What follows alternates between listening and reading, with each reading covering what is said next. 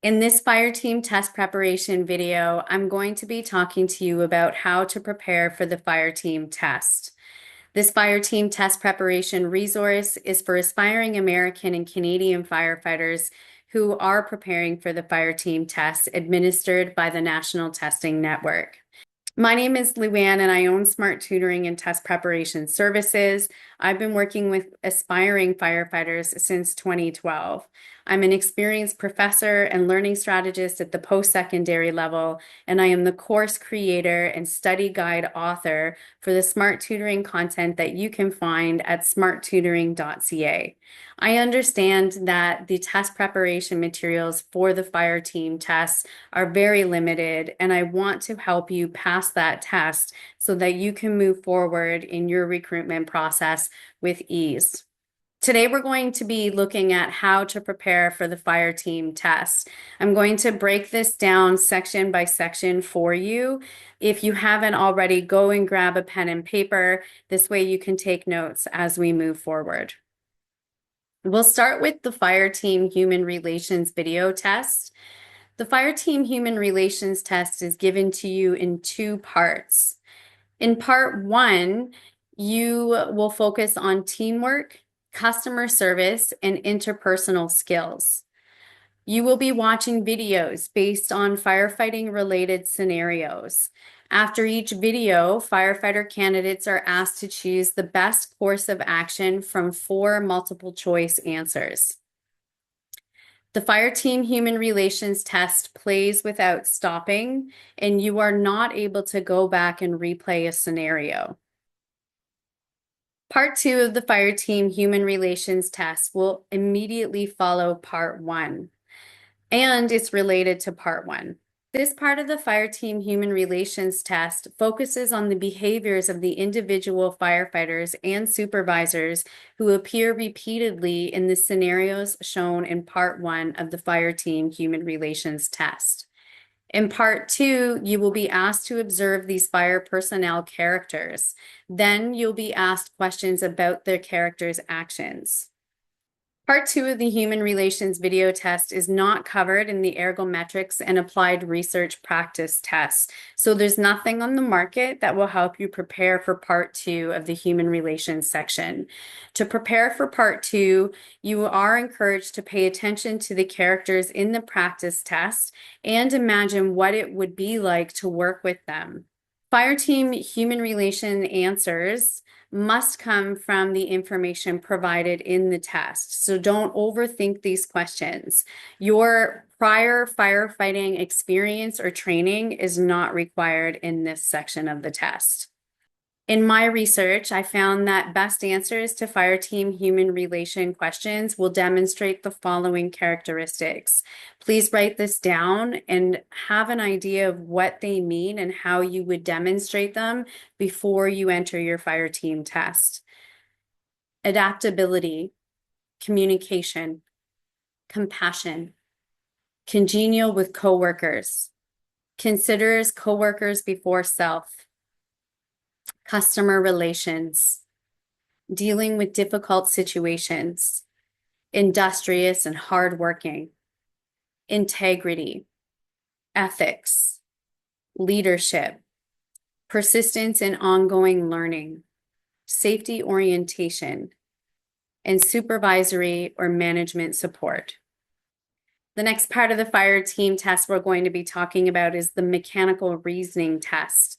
The FireTEAM mechanical reasoning test focuses on the following: analytical problem solving, adapting, and improvising, anticipating predictable occurrences, mechanical reasoning, understanding mechanical systems, understanding the physical world, working with complex systems and sequences. In the FireTEAM mechanical reasoning tests, you will watch animated videos based on a brick-making factory. It is very important to pay attention to the detailed introduction of the brick-making factory and its normal operation. You will only see this video once, so please remember to pay attention at the beginning of the mechanical aptitude section. In this section of the test, firefighter candidates are often asked if they see or hear a problem with the normal operation of the brick-making factory. If there is a problem, you will need to identify the station where the problem is occurring. Other fire team mechanical questions will assess a candidate's knowledge of basic mechanical objects and principles such as simple machines, tools, reading gauges, and science. These fire team questions are presented in multiple choice format. All of the questions can be answered based on the information presented in the video, but I do recommend that you study the information provided above. The fire team mechanical reasoning test plays without stopping, and candidates are not able to go back and replay a video. The next part of the test we're going to cover is the fire team reading test. The fire team reading test is not like other firefighter reading comprehension tests. Generally speaking, in those types of tests, you would read a passage and answer questions based on that passage. Instead, I want you to approach this part of the test as if you were writing the writing ability section in the FPSI FACT test, NFST test, or the CEB test. In the fire team reading test, you will be given a firefighter-related passage to read. In some sentences, there will be a drop-down box that appears in place of words. You will be asked to click on the box and choose the correct word of 4 provided words. To answer fire team reading test questions, you should use context to confirm your answers and self-correct your word recognition and your understanding. I encourage you to reread as necessary. You're given 15 minutes in this section of the test, and I think that's more than enough time to move at a pace that works for you to answer the questions and to consider the words that are provided. So take your time in this test and try not to worry so much about the time that's allotted. The next test we're going to talk about is the fire team math test. Generally speaking, this test is a little bit easier than the other math tests that you might see in firefighter aptitude testing. The fire team math test questions are based on the type of math that firefighters must use on a regular basis.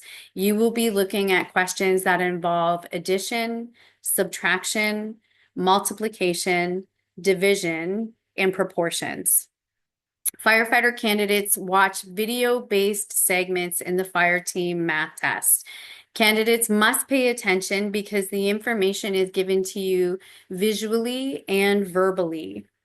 You are asked to make quick calculations in your heads, and you will not be allowed to use a pen and paper for your calculation. The fire team math test plays without stopping, and you do not get a lot of time to answer those questions. Candidates are asked to type their answers into an answer box.